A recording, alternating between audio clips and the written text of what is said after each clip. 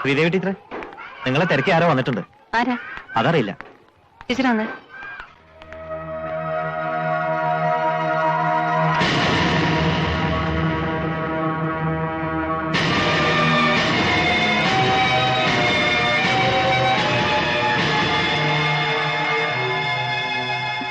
മായേ, എവിടെയായിരുന്നു ഇതുവരെ? എന്താ നിനക്ക് പറ്റിയത്? നിങ്ങൾ ആരാ? രാത്രി സെക്കൻഡ് ഷോ സിനിമ കണ്ട് തിരിച്ചു വരുമ്പോ വഴിയിൽ ബോധമില്ലാതെ കിടക്കുന്നത് കണ്ടു. കുഞ്ഞിന്റെ കരച്ചിൽ കേട്ടാ ശ്രദ്ധിച്ചത്. വണ്ടി നിർത്തി നോക്കിയപ്പോ ചോര വാർന്നൊലിക്കുന്നുണ്ടായിരുന്നു.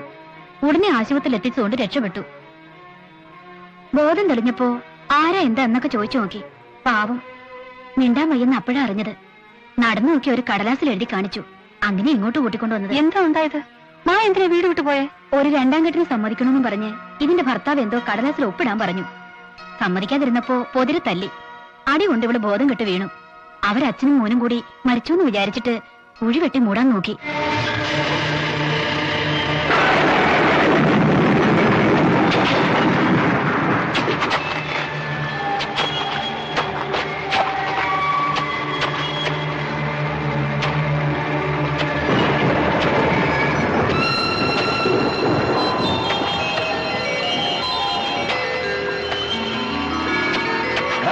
വേഗം ആട്ടെ.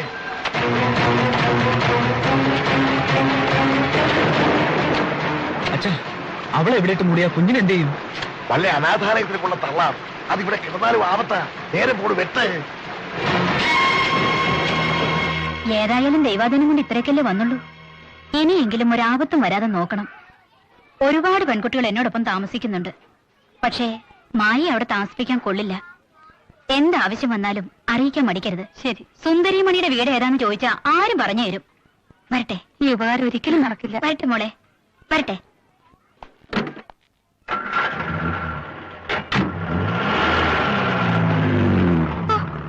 ശ്രീദേവിയുടെ വീട്ടിലാണ് ഇങ്ങനെയൊക്കെ സംഭവിച്ചതെന്ന് വിശ്വസിക്കാൻ പറ്റണില്ല. ഇങ്ങനെ മനസാക്ഷിയില്ലാത്തവരുണ്ടോ? കഴിഞ്ഞതൊക്കെ കഴിഞ്ഞു.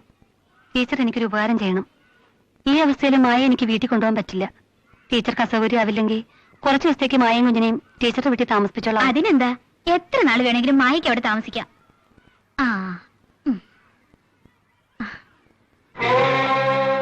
എന്താടാ, വല്ല വിവരവും കിട്ടിയോ? ഇല്ലച്ഛൻ, ഒരിടത്തും ഇല്ല. ബസ് സ്റ്റാൻഡിലും റെയിൽവേ സ്റ്റേഷനിലും ഒക്കെ നോക്കി. അവളിന് പോലീസിൽ എങ്ങനെ പരാതിപ്പെടുന്നതിന്റെ പേടി. എങ്കിൽ ആ കുഴപ്പമാകും. നീ പേടിക്കാതിരിക്കേ.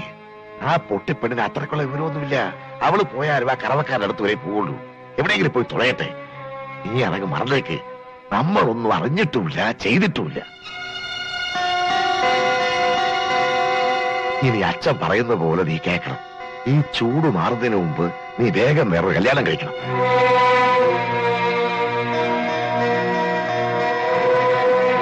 ഓക്കെ, നിന്റെ നന്മയ്ക്ക് വേണ്ടി അച്ഛനീ പറയുന്നേ. നമുക്കൊരബദ്ധം പറ്റിപ്പോയി, അത് പോട്ടെ. അതിനേക്കാൾ നല്ലൊരു ബന്ധം അച്ഛൻ ഏർപ്പാടാക്കി തരാം. എന്താ? അച്ഛന്റെ ഇഷ്ടം പോലെ. ആ മിടുക്കൻ, ചെല്ലേ ചെല്ലേ. രാത്രിയിൽ അപ്പുനെ മൂത്രം ഒഴിപ്പിക്കാൻ ചന്ദ്രേച്ചി പുറത്തിറങ്ങിയപ്പോ വരാന്തയിൽ എന്റെ നെള്ളു കണ്ടത്രേ. അപ്പൊ തന്നെ ഒച്ച വെച്ച് എല്ലാരും വിളിച്ചിരുന്നെങ്കിൽ അവരെ കൈയോടെ പിടിക്കായിരുന്നു. നന്നായി. എന്നാ പിന്നെ ചേച്ചി അവരടിച്ച് കൊന്നേനെ. ശ്രീദേവി, മീനു, ഞാൻ പോവാ. ഇനി ഇവിടെ നിന്നാൽ എന്റെ പിള്ളേർക്ക് അമ്മയില്ലാതായി പോവും. പട്ടിണിയാണെങ്കിലും മനസ്സമാനത്തോടെ കഴിയാലോ. എന്താ ചന്ദ്രേച്ചി ഇത്? അതിന് മാത്രം എന്താ അവിടെ ഉണ്ടായേ? നിങ്ങളൊക്കെ രാവിലെ ജോലിക്ക് പോയാ പിന്നെ ഞാനിവിടെ ഒറ്റയ്ക്കാ. എപ്പോഴാ മായയുടെ ഗതി എനിക്കും വരുന്നതെന്ന് അറിയാൻ പറ്റത്തില്ല. പിന്നെ എന്റെ ആളിന്റെ സ്വഭാവം അറിയാമല്ലോ. മൂക്കറ്റം കുടിപ്പിച്ചാൽ മതി, എന്നെ മൂടാനുള്ള കുഴി അയാൾ തന്നെ വെട്ടിക്കൊടുക്കും. അയ്യോ, എനിക്ക് മതിയായേ എന്നെ നിങ്ങൾ ചന്ദ്രേച്ചി എങ്ങും പോകുന്നില്ല. ഇട തെറ്റ് ചെയ്തവരോടെ സൂക്ഷിച്ചു കഴിയുമ്പോ ഒന്നും അറിയാത്ത നമ്മളെന്താ പേടിച്ചോടുന്നേ? അങ്ങനെ പോയാൽ അതോടെ തീരുവെല്ലാം. നമുക്ക് ഈ വിവരങ്ങളൊക്കെ എഴുതി പോലീസിലൊരു പരാതി കൊടുക്കാം. അവര് വന്ന് അന്വേഷിക്കുമ്പോ എല്ലാ പൂച്ചും പുറത്താകും. അത് ശരിയാ. നമുക്ക് ആ തള്ളയുടെ പേരും കൂടെ ചേർത്ത് എഴുതാം. പോലീസിന്റെ നല്ല ഇടി കിട്ടുമ്പോ തള്ളയുടെ മൂച്ചു വീഴും. ഇല്ല ചന്ദ്രേച്ചി, ഈ ആവേശത്തിൽ നമുക്ക് എന്ത് വേണമെങ്കിലും ചെയ്യാം. പക്ഷെ നമ്മൾ ഈ വീട്ടിൽ വന്നു കയറിയവരാ. ഇവിടെ നിന്ന് തന്നെ പൊരുതണം. അല്ലാതെ വീട് വിട്ടു പോയാലോ പോലീസിൽ പരാതി കൊടുത്താലോ നമ്മുടെ ലക്ഷ്യം നിറവേറില്ല. നമ്മൾ കാരണം ഈ കുടുംബത്തിന് ഒരിക്കലും ഒരു ദോഷം ഉണ്ടാകരുത്. ഇനിയും വൈകിട്ടില്ല. നമ്മൾ മനസ്സ് വെച്ച് ശ്രമിച്ചാ മായ ഇവിടെ തന്നെ തിരികെ കൊണ്ടുവരാൻ കഴിയും. അതെങ്ങനെ? നമ്മൾ പറഞ്ഞാൽ ഇവിടെ ആര് കേൾക്കാനാ? നമ്മുടെ ആണുങ്ങൾ പോലും നമുക്ക് എതിരല്ലേ? പെണ്ണുങ്ങൾ വിചാരിച്ചാൽ സാധിക്കാത്ത ഒന്നുമില്ല. നമ്മൾ ഒരുമിച്ച് നിന്നാ മതി. മായയെ തിരിച്ചു കൊണ്ടുവരാൻ എന്ത് കഷ്ടപ്പാട് സഹിക്കാനും ഞാൻ തയ്യാറാണ്. നീ പറയുന്ന ഒന്നും ഞാൻ വിശ്വസിക്കില്ല. ആ പാൽക്കാരനെ മലേഷ്യക്കാരാണെന്ന് പറഞ്ഞ് എന്നവള് നമ്മളെ പറ്റിച്ചോ അതോടെ അവൾ ആരാണെന്നും എന്താണെന്നും ഒക്കെ മനസ്സിലായി.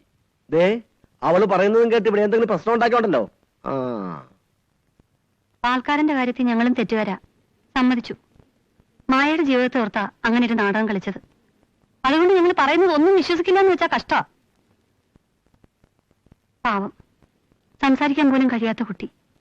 അവളുടെ അവസ്ഥയൊന്ന് ആലോചിച്ച് നോക്ക്. അച്ഛൻ പറയുന്നത് അനുസരിക്കണം, വേണ്ടെന്ന് പറയുന്നില്ല.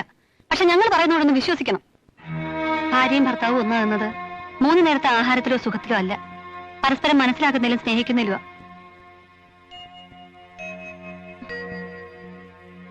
നമുക്കൊരു കുഞ്ഞു ജനിക്കാത്തതിൽ പോലും എനിക്ക് ഇത്രയും ദുഃഖം തോന്നിയിട്ടില്ല. പക്ഷെ ഇത്രയും കാലം നിങ്ങളോടൊപ്പം ജീവിച്ചിട്ടും എന്നെ അല്പം പോലും മനസ്സിലാക്കിയിട്ടില്ല എന്ന് ഓർക്കുമ്പോ ഇത് വലിയ കഷ്ടമായി പോയല്ലോ.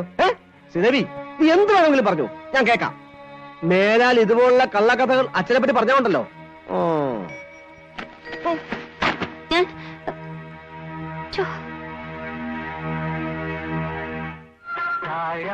മണമുള്ള തണുപ്പുള്ള രാത്രിയിൽ തനിച്ചിരുന്നുറങ്ങുന്ന ചെറുപ്പക്കാരി പൂമുഖക്കിളി വാതിൽ അടയ്ക്കുകയില്ല, കാമിനി നിന്നെ ഞാൻ ഉറക്കുകയില്ല.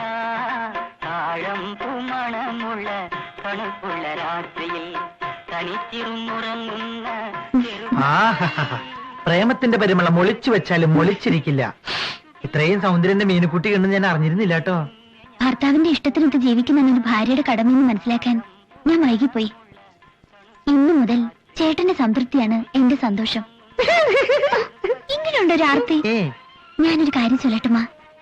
എനക്ക് തരും. പട്ടുസാരി വാങ്ങേണ്ട കാര്യല്ലേ? എന്തായാലും നാളെ അതൊരെണ്ണം വാങ്ങിച്ചിട്ട് വേറെ പണിയുള്ളൂ. അതല്ല. പിന്നെ? ഓ, പവിഴമോതിരത്തിന്റെ കാര്യം. അതൊന്നും അല്ല. പിന്നെ എന്തുവാ? ചേട്ടന്റെ അച്ഛനില്ലേ? അച്ഛനപ്പോഴും അവിടെ ഉണ്ടല്ലോ. എന്റെ അച്ഛൻ എന്തിനാ മായോട് ഇത്രയും ക്രൂരത കാണിച്ചത്? ചേട്ടനൊന്ന് ചോദിച്ചുകൂടെ? അതൊക്കെ അവരുടെ കാര്യം. നമ്മൾ എന്തിനാ ആവശ്യമില്ലാത്ത കാര്യത്തിൽ പോയി തലയിടുന്നത്? അവരുടെ കാര്യം എന്ന് പറയുമ്പോ അത് നമ്മുടെയും കൂടെ കാര്യമല്ലേ? അച്ഛനോട് ചേട്ടന് ചോദിക്കാൻ പറ്റുമോ ഇല്ലയോ? അത് മാത്രം നീ എന്നോട് പറയരുത്. അച്ഛനെ എതിർത്ത് സംസാരിക്കാൻ ഞാനില്ല. എന്നാ പോയി വേറെ ആണുങ്ങളെ കുറച്ചൊക്കെ നട്ടില് വേണം. ഇങ്ങനെ തള്ളിയിട്ട് ഉള്ള നട്ടില് പോവും. എന്റെ മീനു, നമുക്ക് നമ്മുടെ കാര്യം മാത്രം നോക്കിയാ പോരെ? എന്ത് നമ്മുടെ കാര്യം? ഈ ഒരു കാര്യത്തിന് മാത്രം ഞാൻ വേണം, ബാക്കി എല്ലാം അച്ഛൻ പറയുന്ന പോലെ. എന്നാലേ അച്ഛന്റെ മോൻ ഇനി പുറത്ത് കിടന്നാൽ മതി.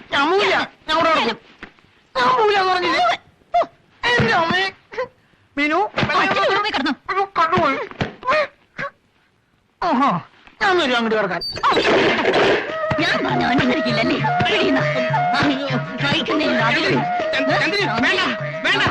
ഞാൻ നിന്റെ ഭർത്താവാണ്. ഭാര്യയുടെ ആക്രമണത്തിന് വിധേയനായി ഭർത്താവ് മരിച്ച ചരിത്രം കോട്ടപ്പുറം കുടുംബത്തിനുണ്ടാവരുത്. ഉണ്ടാവട്ടെ. ഇങ്ങനെയുള്ളൊരു ഭർത്താവിനെ കൊണ്ട് ജയിലിൽ പോയാലും അതിനൊരു അന്തസ്സുണ്ട്. ഇത്രയും നാൾ നിങ്ങളെ താളത്തിനൊക്കെ ഞാൻ തുള്ളി. ആരും കാണാതെ കടയിൽ നിന്ന് പൊരിച്ച മീൻ വാങ്ങി ഭർത്താവിന് ചോറിൽ പൂഴ്ത്തി വെച്ചെന്ന ചരിത്രം ഏത് കുടുംബത്തിനുണ്ട്? പറ. എന്നിട്ടും ഞാൻ പറയുന്ന കേൾക്കാതെ അച്ഛൻ പറയുന്നതാണ് നിനക്ക് വേറെ വാക്കി വല്ല ചന്ദ്രി, നിനക്കിപ്പോ എന്താ വേണ്ടത്? മേലിൽ അച്ഛൻ പറയുന്നത് ഞാൻ അനുസരിക്കരുത്, അത്രയല്ലേ ഉള്ളൂ. പക്ഷെ പോരാ, കയ്യിലെടുത്ത നിന്നാണ് നമ്മുടെ മക്കളാണ്. ഇന്നു മുതൽ, ഈ നിമിഷം മുതൽ നീ പറയുന്നത് എന്തും അച്ഛനും പ്രതി അനുസരിക്കാൻ എനിക്ക് മനസ്സിലേടി പുല്ലേ. എനിക്ക് എന്റെ അച്ഛനാണ് വലുത്. അച്ഛനാണോ വലുത്? എന്നാലേ ഇന്ന് മുതൽ അച്ഛൻ്റെ കൂടെ പോയി കിടന്നാ മതി. ഞാൻ പോയി കിടക്കുവേണ്ടി.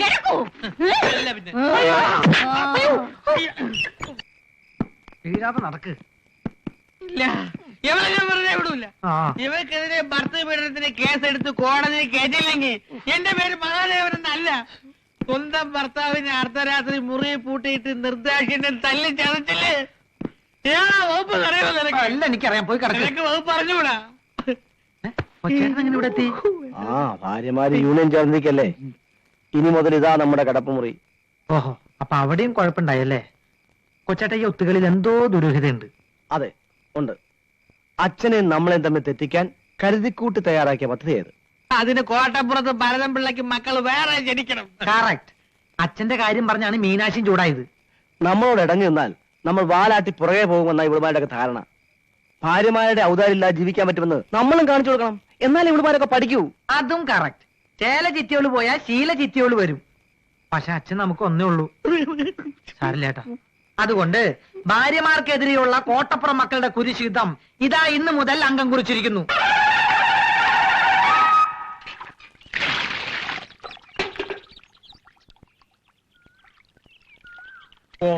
കോട്ടപ്പുറം വീട്ടിൽ ജനിച്ചോരല്ല പൂപോലഴകുള്ളോരായിരുന്നു ആണുങ്ങളായി വളർന്നോരെല്ലാം അംഗം ജയിച്ചവരായിരുന്നു. പറ്റിയ പാട്ട്. മുൻകോപക്കാരി മുഖം മറയ്ക്കും നിന്റെ മനസ്സൊരു മുല്ലപ്പൂങ്കാവ്. മുല്ലപ്പൂങ്കാവ്. കാണിച്ചു തരാവേ. പൂവിന് കോപം വന്നാലത് മുള്ളായി മാറുമോ തങ്കമണി പൊന്നുമണി ചട്ടമ്പി കല്യാണി. തങ്കമണി പൊന്നുമണി ചട്ടമ്പി കല്യാണി. ജയിക്കാനാ ജനിച്ചവൻ ഞാൻ. തൊട്ടിയാണ്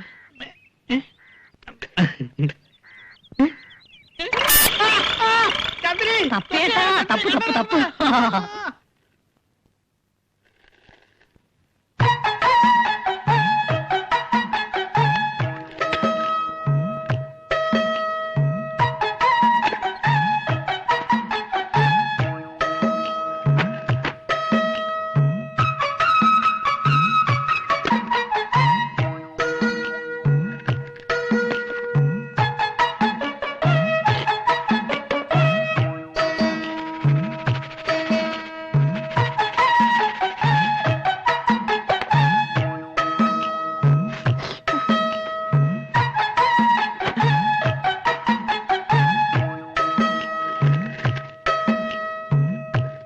അവദേവാ ഷാമ്പു ഉണ്ടോ? തരാലോ. അപ്പൊ അവിടെ ഷാമ്പൂ ഇല്ലേ? ഒക്കെ പെണ്ണുമ്പിള്ള പൂട്ടി വെച്ചിരിക്കുക. അടിയന്തരാവസ്ഥയല്ലേ? ഓഹോ, അപ്പൊ അവിടം വരെയായോ? ആകട്ടെ, നോ പ്രോബ്ലം. കറക്റ്റ്. കന്ന് ചെന്നാ കന്നും കൂടി വരെ, അല്ലാതെ എവിടെ പോവാൻ?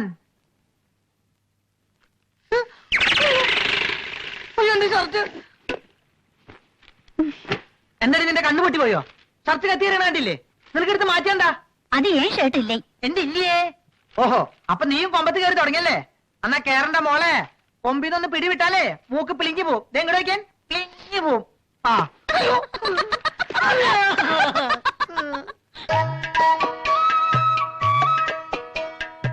മണിക്കുട്ടാ, ഇന്ന് നമ്മുടെ ബ്രേക്ക്ഫാസ്റ്റ് എന്താണെന്നറിയോ? ഒന്നാം തരം ചെമ്പാവരി പുട്ട്. ഇതുവരെ നമ്മൾ പെണ്ണുങ്ങൾ ഉണ്ടാക്കിയ വന്നപ്പുട്ടല്ലേ തിന്നിട്ടുള്ളൂ. ഇന്ന് ആണുങ്ങൾ ഉണ്ടാക്കുന്ന ഒന്നാം തരം പുട്ട് തിന്നാൻ പോവാ. ഓക്കെ? അരിപ്പൊടിയിലെ കട്ട ഇങ്ങനെ ഉടച്ചിട്ട് അരിപ്പൊടി ആദ്യമായിട്ട് ഇടുക. പിന്നെ ദാ കുറച്ച് തേങ്ങ, പിന്നെ ദാ പൊടി അതിങ്ങനെ ഇട്ട് കഴിയുമ്പോ അതിന് മുകളിലായി അല്പം തേങ്ങയും കൂടെ ഇങ്ങനെ വെച്ചെടുത്ത് ദാ കൊണ്ടുപോയി